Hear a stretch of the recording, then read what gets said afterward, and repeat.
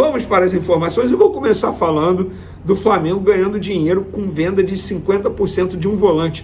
Você lembra do Igor Jesus?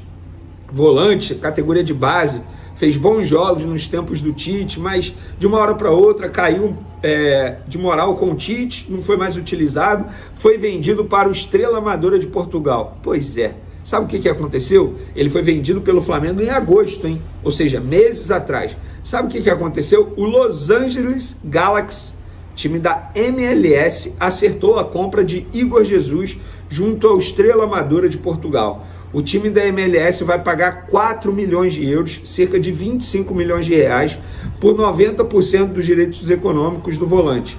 O Flamengo era dono ainda de 50%, Estrela Amadora comprou 50%, o Flamengo manteve 50%. O Flamengo era dono de 50% e vai receber metade desse valor, ou seja, em torno de 12,5 milhões de reais. O Estrela Amadora, dono de 50%, vendeu 40% e vai manter 10% de Igor Jesus.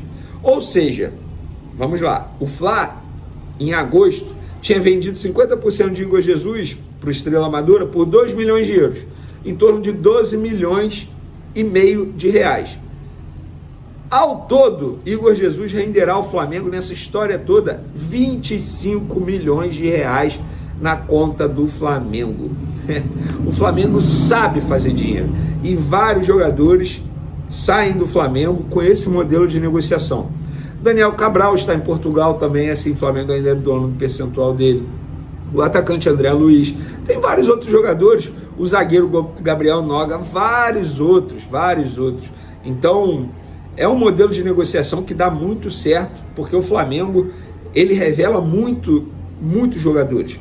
Jogadores que não têm espaço no time profissional, por motivos óbvios, mas que têm potencial e podem render em outros mercados e rendem, sobretudo, no futebol português, porque lá é mais fácil a adaptação por conta da língua, enfim, o futebol português é um bom destino para jogadores como o Igor Jesus, jogadores que se destacam e, com isso, são vendidos, negociados para um clube português. Vamos agora falar da entrevista coletiva de José Boto. Tem muita coisa nessa entrevista coletiva, muita informação. Ele falou muito bem, gente, ele falou muito bem. Eu tive uma sensação muito boa na entrevista coletiva dele, uma energia boa, porque ele chegou sabendo do desafio que ele vai ter pela frente.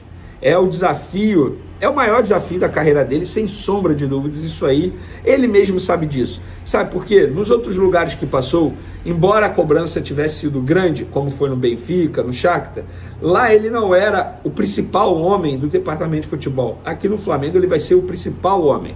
É ele que vai tomar todas as decisões. É ele que vai ser o responsável por blindar o departamento de futebol do Flamengo. E já nessa primeira entrevista coletiva, ele já teve que descascar o primeiro abacaxi, que foi a situação do Davi Luiz, que vocês sabem muito bem.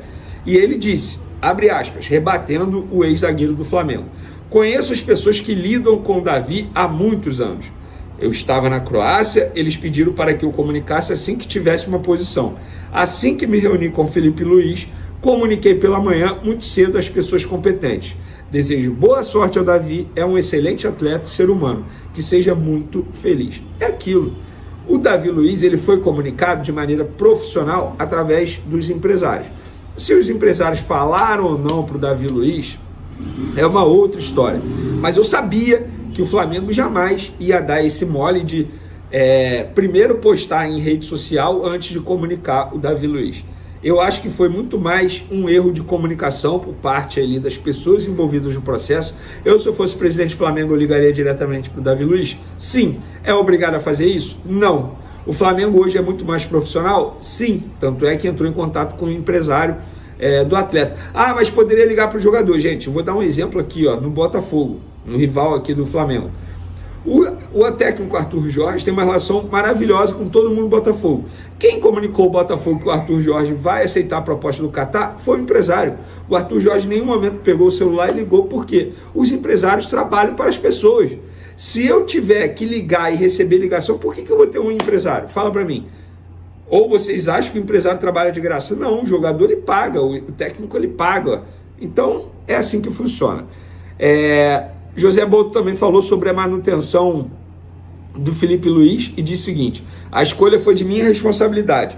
Eu poderia ter escolhido outro treinador. Sou pioneiro, eu e uma equipe que trabalhava comigo no Shakhtar, de uma coisa chamada Scout de Treinadores. Tínhamos uma linha definida de como queríamos jogar. O dono do clube exigia. Contratávamos treinadores que respeitavam esse DNA e criamos um Scout de Treinadores, uma lista com esse DNA. O Felipe foi uma escolha minha e se falhar, a culpa é minha.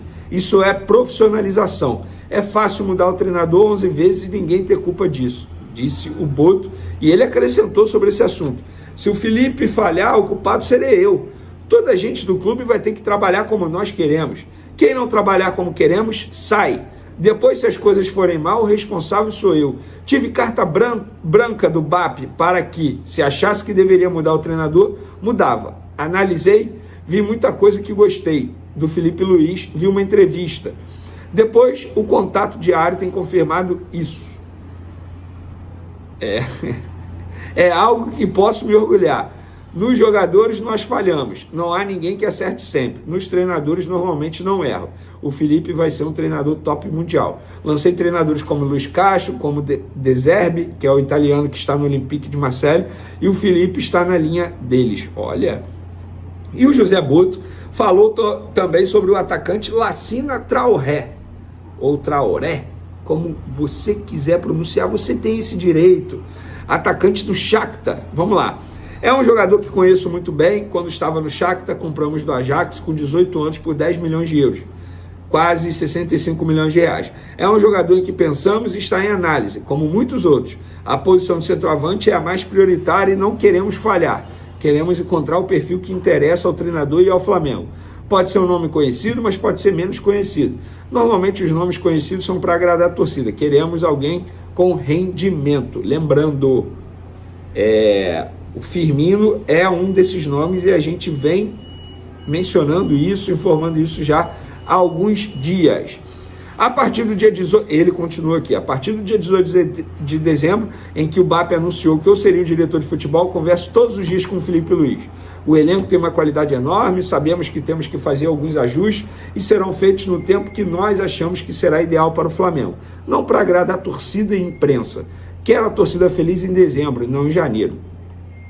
Ele também falou sobre vazamento de informações. Uma das coisas que discuti com o BAP é fechar o CT.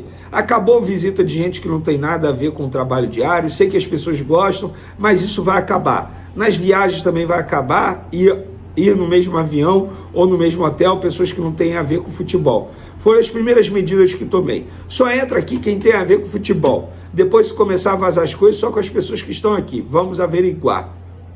Rapaz.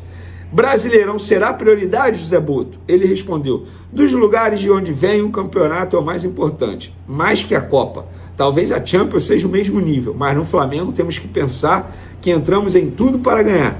Temos que ter um elenco e a mentalidade de que vamos para ganhar tudo. Se por um motivo tivermos que priorizar algo, vai ser sempre o Campeonato Brasileiro. Palmas para José Boto, é assim que funciona. Tá vendo, Marcos Braz? Tá vendo, Rodolfo Landim? Era só fazer o básico, feijão com arroz. Se tivesse feito o básico, feijão com arroz, talvez hoje o Flamengo fosse o atual campeão brasileiro. Mas não optaram dessa forma, priorizaram as Copas. Uma coisa que eu gostei também, tá? José Boto sozinho, sem aquele monte de papagaio lá, sabe? Papagaio de pirata, aparecendo. Era Rodolfo Landim, era o CEO, era isso, era aquilo, era todo mundo. Aí chegava lá, o José Boto falava, exemplo, aí alguém ia chegar lá: faço das palavras de José Boto as minhas. Era sempre esse discurso. Acabou. Quem tem que aparecer é a pessoa na apresentação. É isso. Óbvio que, eventualmente, em determinado momento, o presidente, no caso o BAP, pode aparecer para dar justificativas à torcida, não à imprensa. Mas gostei da apresentação. E vocês, o que vocês acharam do José Boto? Eu gostei demais, chegou muito bem. Se vai dar certo ou não, só o tempo dirá.